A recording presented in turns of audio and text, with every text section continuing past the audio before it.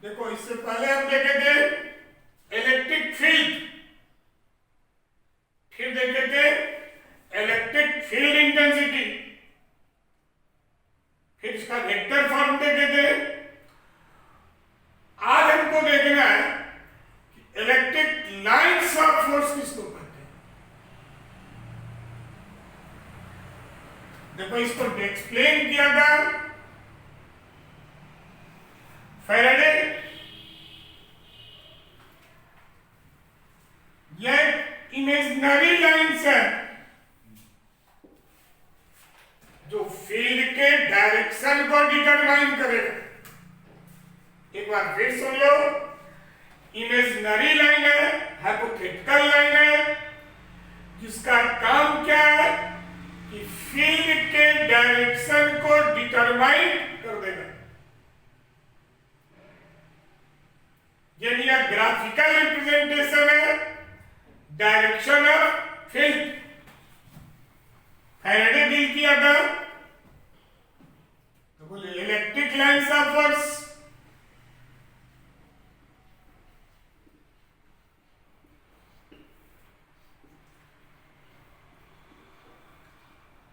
is an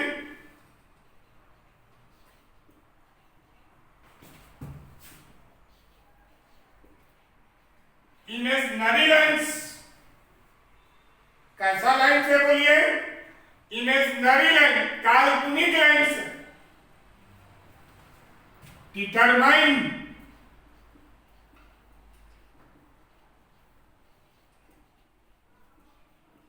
direction of field. इसका काम ही है कि फील्ड के डायरेक्शन को डिटरमाइन कर देगा। काल्पनिक लाइन है, हाइपोथेटिकल लाइन है, जो किसको डिटरमाइन कर देगा? फील्ड के डायरेक्शन को। यानी ग्राफिकल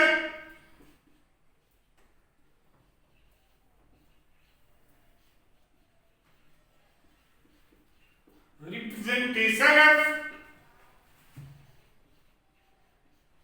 direction of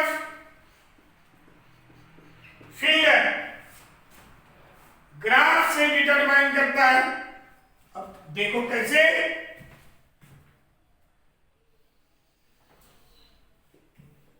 देखो इस P पॉइंट पर फील्ड, इस पर डाला हुआ टेंजेंट की डायरेक्शन में होगी। किसी कर्व का इसकी डायरेक्शन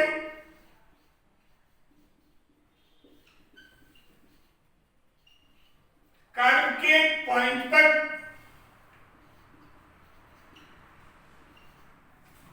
क्या होगा बोलिए? टेंजेंट।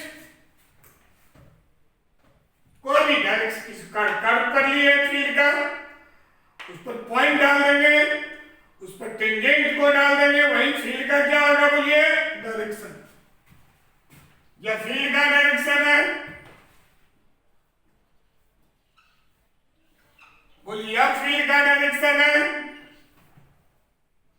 P पॉइंट पर। तो हम लोग कहे कि यह एक हाइपोथेटिकल लाइन है, इमेजिनरी लाइन है, जो फील्ड के डायरेक्शन को डिटरमाइन करेगा।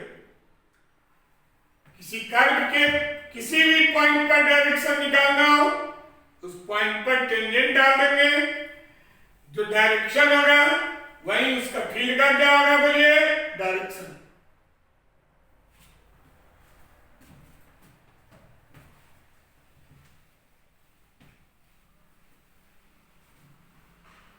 अब इसकी प्रॉपर्टीज को देखें। क्या देखें बोलिए? प्रॉपर्टीज को देखें।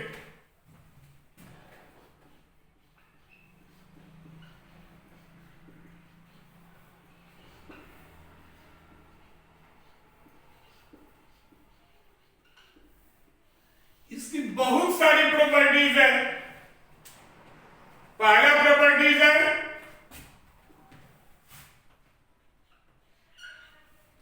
या कन्वर्जिंग या डाइवर्जिंग लाइंस है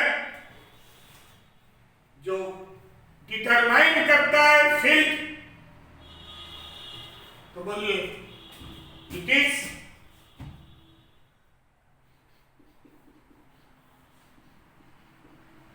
कन्वर्जिंग और डाइवर्जिंग लाइन्स है डिटरमाइन डायरेक्शन ऑफ फील्ड। फिर सुनो, कन्वर्जिंग या डाइवर्जिंग लाइन्स है किसके क्या करता है बोलिए, डायरेक्शन ऑफ फील्ड देगा। पॉजिटिव चार्ज है बोलिए डाइवर्जिंग लाइन्स है,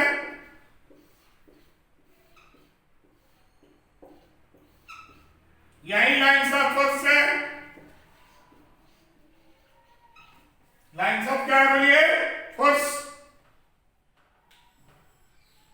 कैसा लाइन्स, कैसा चार्ज है बोलिए, पॉजिटिव। नेगेटिव चार्ज है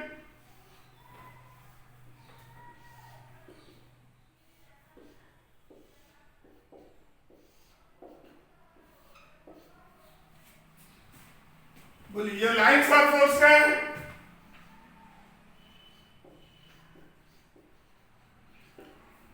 लाइन्स ऑफ फोर्स कब उत्पन्न होगा, तो दूसरा देंगे, it originate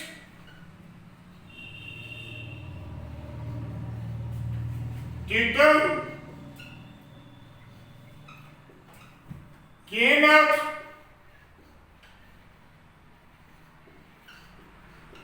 release of energy.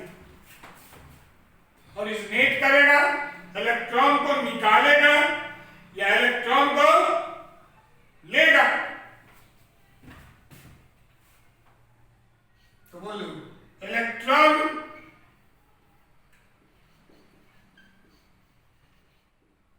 या तो रिलीज होगा या इलेक्ट्रॉन गेन होगा। दोनों स्थिति में ये क्या देगा बोलिए, पाप देगा। पॉजिटिव चार्ज है तो रिलीज करवाएगा, नेगेटिव चार्ज है तो गेन करेगा। यही इसकी क्या है बोलिए, लाइन्स ऑफ फोर्स। यानी पहला प्रॉपर्टी देख लिए, कन्वर्जिंग या डाइवर्जिंग लाइन्स है।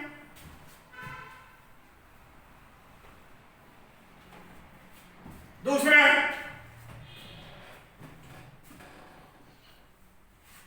Number of lines of force.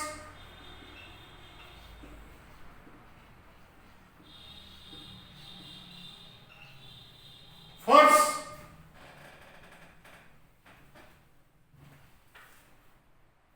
always depends upon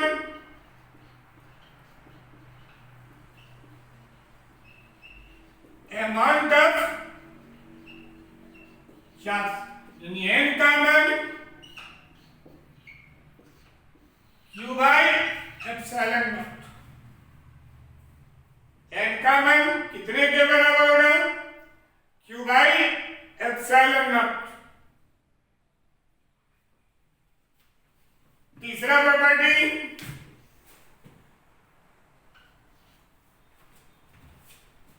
या पॉजिटिव से स्टार्ट करेगा, नेगेटिव की ओर टर्न करेगा। It's curve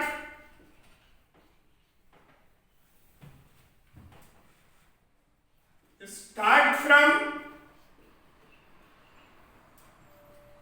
positive charge and moves toward negative charge, that is it formed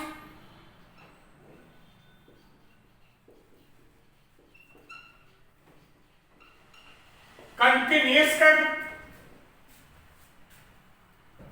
NCERT में भी क्वेश्चन भी है कि क्या यह कंटिन्यूअस कर्व बनाएगा?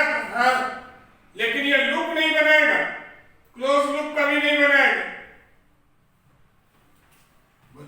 यह प्लस क्यू चार्ज है, यहां से यह चलेगा,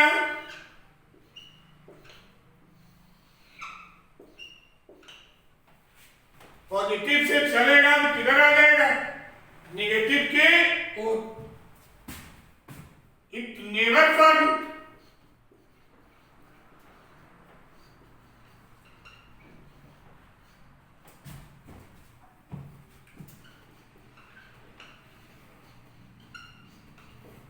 यह कभी भी क्लोज लूप का फॉर्मेशन नहीं करेगा, लेकिन यह पॉजिटिव से चलेगा, नेगेटिव की ओर किधर करेगा? बोलिए, टर्न करेगा। यह कंटिन्यूअस कर्व का फॉर्मेशन कर देगा।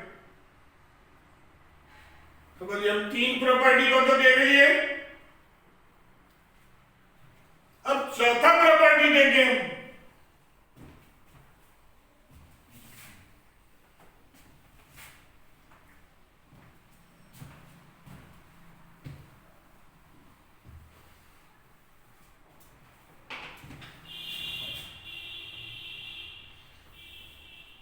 चौथा प्रॉपर्टी है कि यह जो लाइन, दो लाइन्स ऑफ फोर्स है, यह कभी भी एक दूसरे को क्रॉस नहीं करेगा।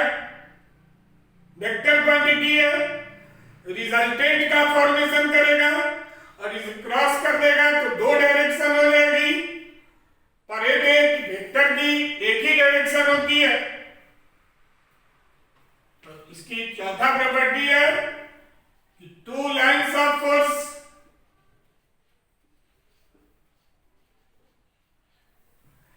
never crosses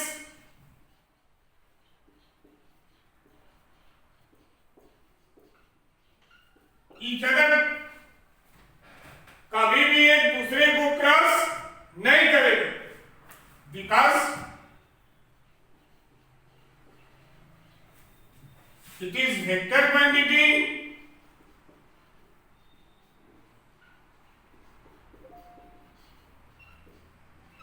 always want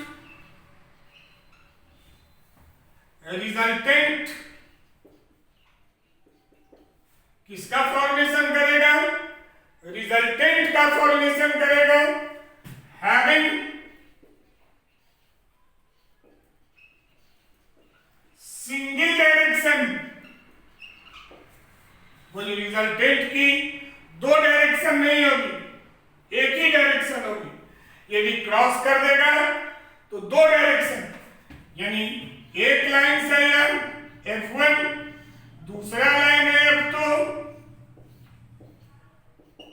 not possible. यह कभी भी संभव नहीं है। तो क्या संभव है? एक लाइन से यह F1, दूसरा लाइन से यह F2, यही रिजल्टेंट बना है F। थीटा एंगल है, यह पॉसिबल है।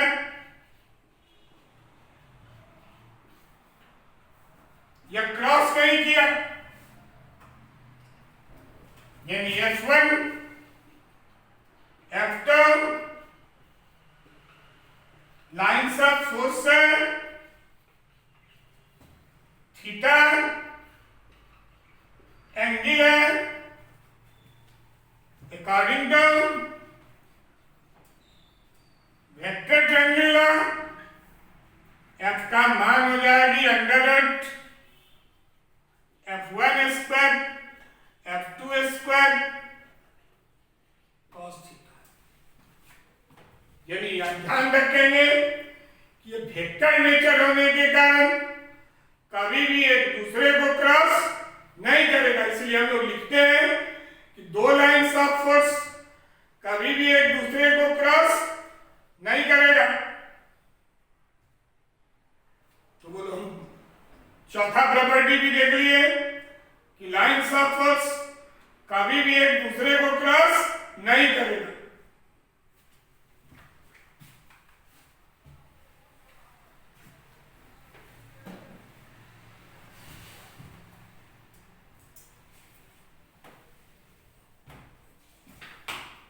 पांचवा प्रॉपर्टी को देखें, क्या है पांचवा प्रॉपर्टी?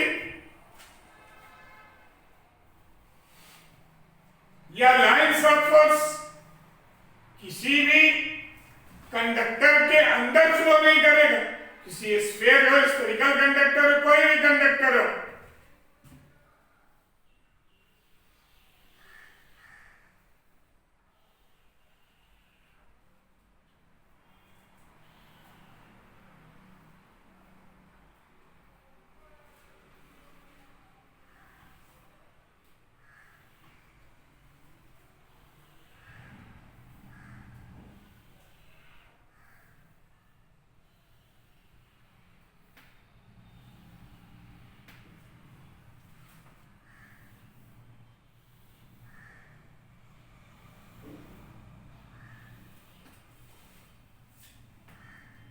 यानी यह lines inside conductor lines of force flow नहीं करेगा। यदि इसको किसी फील्ड में रख दें हम,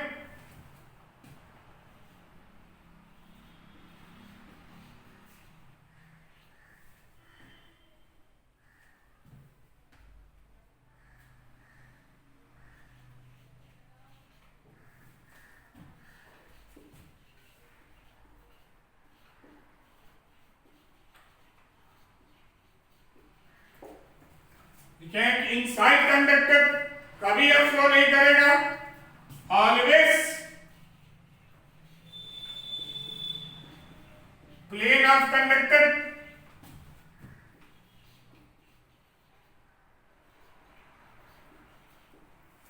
कंडक्टर के प्लेन पर क्या होगी? Perpendicular. If electric field exert on conductor, यदि इलेक्ट्रिक फील्ड एक्साइट कर दे किसी कंडक्टर पर, इट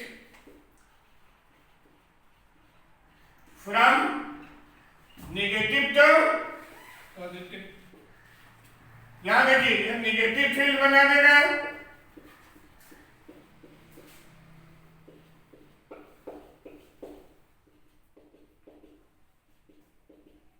पॉजिटिव बना, यानी यह एक साइड निगेटिव में आ जाएगा, दूसरा साइड यह कन्वर्जिंग नेचर में आ गया, यह क्या करेगा? लेकिन अंदर में कोई भी फील्ड नहीं होगी, अंदर में कोई भी लाइंस ऑफ फोर्स नहीं होगी, किसी भी कंडक्टर के अंदर कोई लाइंस ऑफ फोर्स नहीं होगी। तो बोलिए पांचवा प्रॉपर्टी है। छठा प्रॉपर्टी को देखें,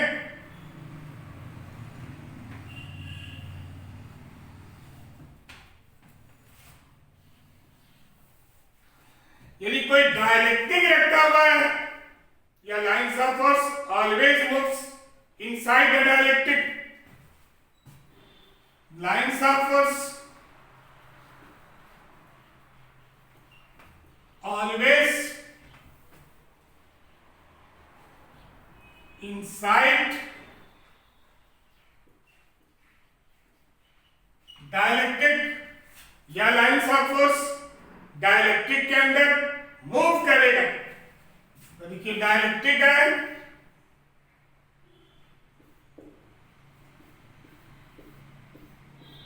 यहां पर लाइंस ऑफ फोर्स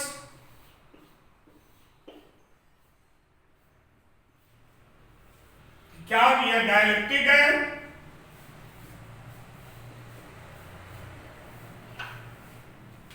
ये लाइंस ऑफ फोर्स क्या करेगा? बोलिए मूव करेगा। किसके अंदर मूव करेगा?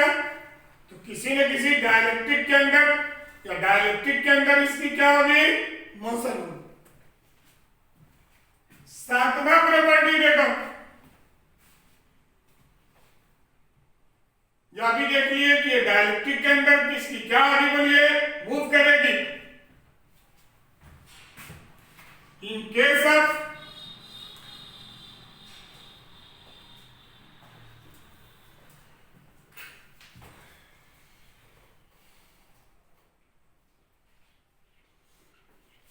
Equal nature of charge,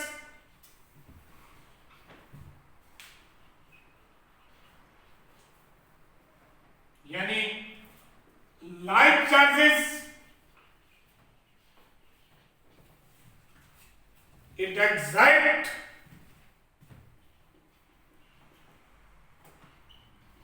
pressure on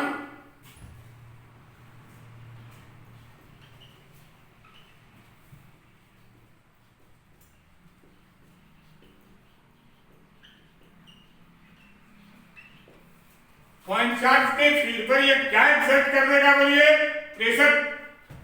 लेकिन यह संभव है equal nature of charge, positive positive negative negative, plus Q charge है Q1 है प्लस Q2 है,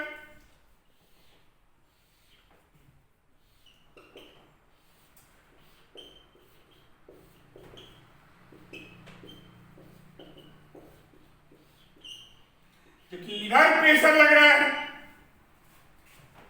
दोनों, इसलिए झुक जा रहा है।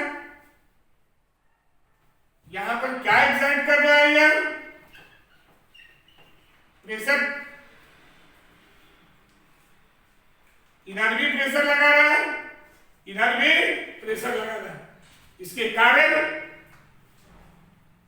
यह लाइन्स ऑफ फोर्स क्या कर रहा है बोलिए झुक जाएगा।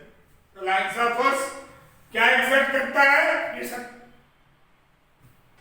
लेकिन ये केस कब होगी जब कैसा चार्ज रहेगा, लाइक रहेगा, इक्वल नेचर का रहेगा। और इसकी आठवां प्रॉपर्टी है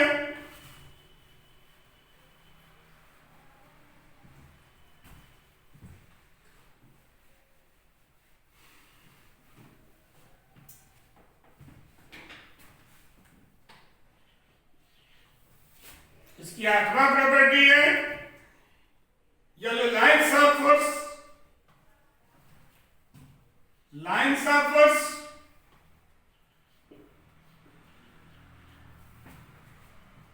most three dimensional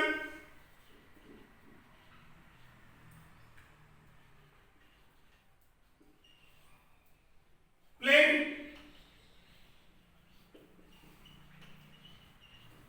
always want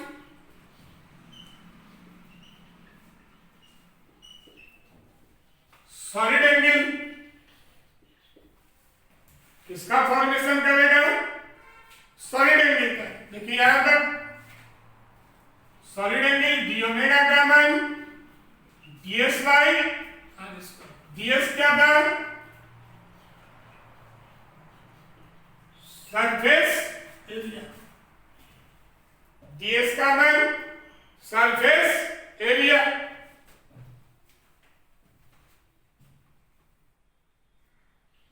the electric intensity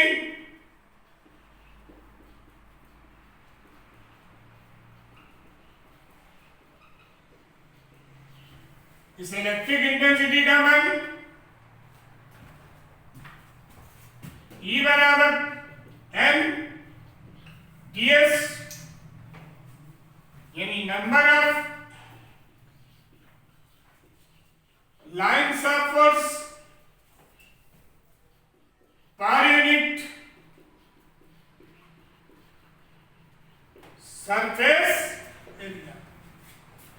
यानी हम कहीं भी इलेक्ट्रिक इंटेंसिटी का डिफिनीशन देना चाहेंगे लाइन्स ऑफ फोर्स के टर्म में तो लिखेंगे electric intensity is defined as the number of lines of force per unit surface area, यानी ds का मान यहां पर ds का मान डी ओमेगा आर स्क्वायर, यानी ई का मान N by D omega into R square, यानी इलेक्ट्रिक इंटेंसिटी की दूसरा भी फॉर्मूला हो गया। Number of lines of force solid angle R distance between point and charge, जहां निकालना हो चार्ज का, इसको देखें कि कैसे निकालेंगे हम।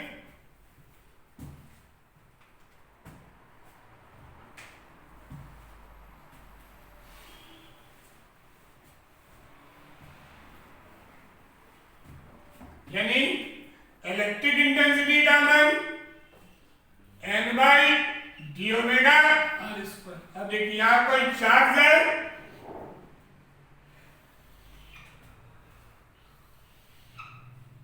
पॉजिटिव चार्ज नहीं है,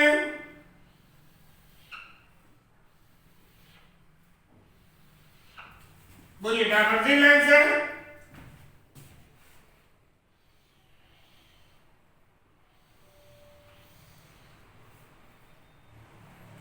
यहां पर पॉइंट लिए P1, यहां का point P2, surface area DS2, DS1 solid angle है, डी ओमेगा OP1 का मान R1, OP2 का मान R2,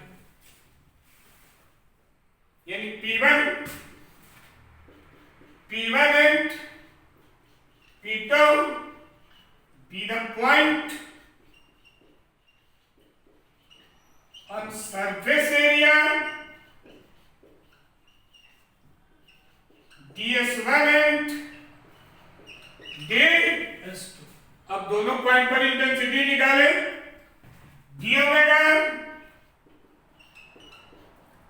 सॉलिड एंगल है, तो बोल यहां इंटेंसिटी E1, यहां इंटेंसिटी E2। फॉर्मूला के अनुसार E1 का मान n, यहां पर n total number of lines of force. अब यहां E1 का मान निकालोगे तो कितना लिखोगे, n T omega R1 square. E2 का मान निकालोगे n D omega R2 square. यानी हम इलेक्ट्रिक इंटेंसिटी की फॉर्मूला लिखे, इलेक्ट्रिक इंटेंसिटी का E का फॉर्मूला लिखे, लाइंस ऑफ फोर्स के टर्म में n बाई ds या मान n by D omega R square, newton पर। यानी electric intensity, electric field strength is amount of lines of force present per unit surface area. Simple चीज है कि electric intensity at a point is defined as the amount of lines of force present per unit surface area। Surface area का मान निकाल दोगे solid angle into R square. यानी इस video में हम क्या देखे बोलिए कि लाइंस ऑफ फोर्स क्या था। ध्यान रखना है, यह lines of force continuous curve तो बनाएगा, लेकिन यह लूप के फॉर्मेशन, क्लोज लूप की फॉर्मेशन नहीं करेगा। ठीक है, अब हम देखें अगला वीडियो में डाइपोल। अगला वीडियो में क्या देखेंगे बोलिए, डाइपोल। यानी हम डाइपोल का फिर इंटेंसिटी देखेंगे, डाइपोल की क्या देखेंगे, पोटेंशियल देखेंगे, डाइपोल के लिए वर्क डन देखेंगे, टॉर्क देखेंगे, डाइपोल का फोर्स देखेंगे। तो नेक्स्ट वीडियो किसका रहेगा बोलिए? डाइपोल। पहले हम डाइपोल देख लेंगे, डाइपोल की क्या प्रॉपर्टी है उसको देख लेंगे, फिर डाइपोल के कारण इंटेंसिटी देख लेंगे, वर्क डन देख लेंगे, टॉर्क देख लेंगे, पोटेंशियल एनर्जी देख लेंगे। ठीक है, हम लोग नेक्स्ट वीडियो में किसको देखेंगे? डाइपोल।